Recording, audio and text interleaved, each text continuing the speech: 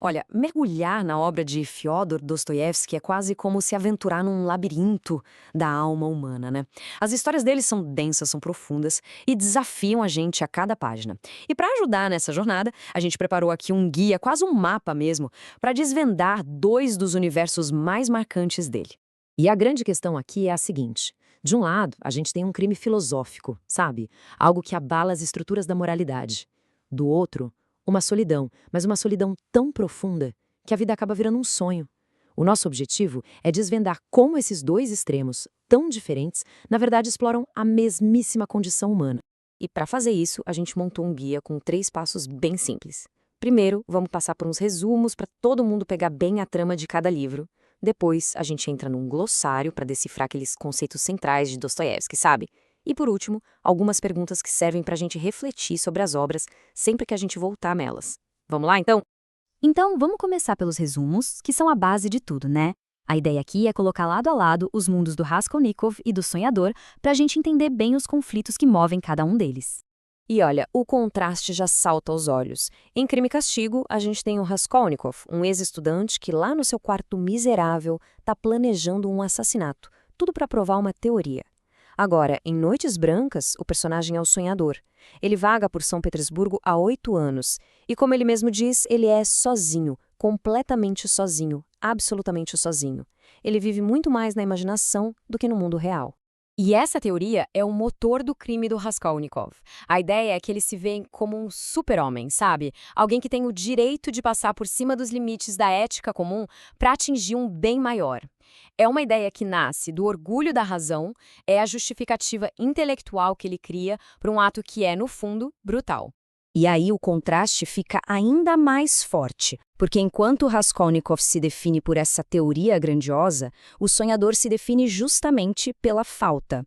A identidade dele é a própria solidão. Ele diz que não tem uma história no mundo real, porque a vida dele inteira acontece do lado de dentro.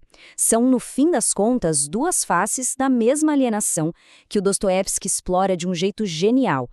Ok, agora que a gente já tem uma base das tramas, vamos para o nosso segundo passo, o glossário. Aqui a gente vai definir alguns conceitos que são chave para conectar essas duas histórias que, à primeira vista, parecem não ter nada a ver uma com a outra. Bom, a teoria do super-homem é basicamente o coração de Crime e Castigo. O Raskolnikov realmente acredita que a razão dele, por ser superior, pode justificar o assassinato.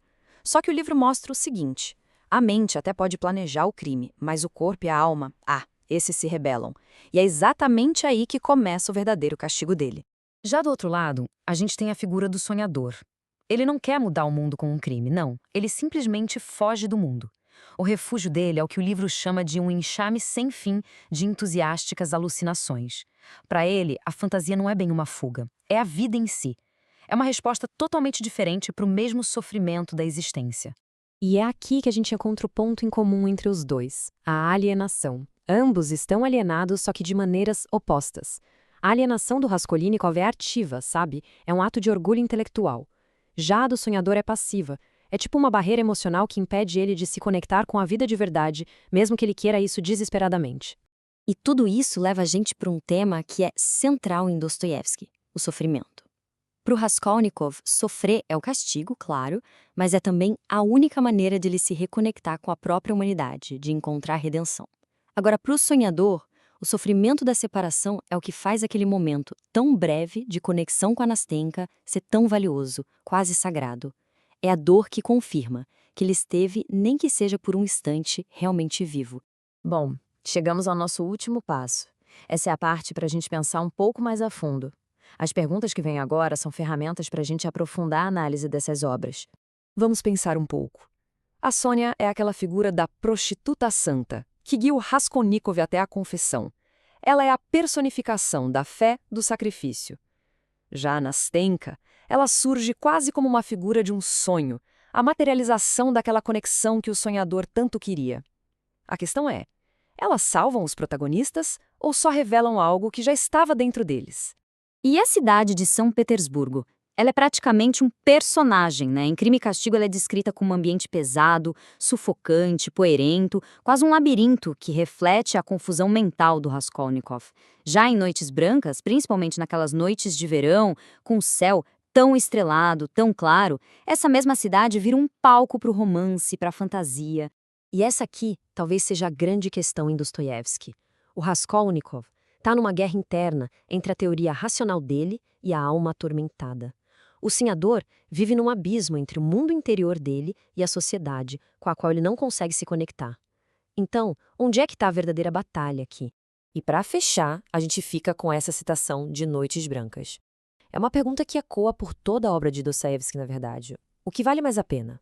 Uma teoria grandiosa que acaba levando à ruína ou um único momento de felicidade de verdade no meio de uma vida de sonhos? O Dostoiévski, ele não dá respostas fáceis, mas ele deixa a gente com as perguntas que realmente importam.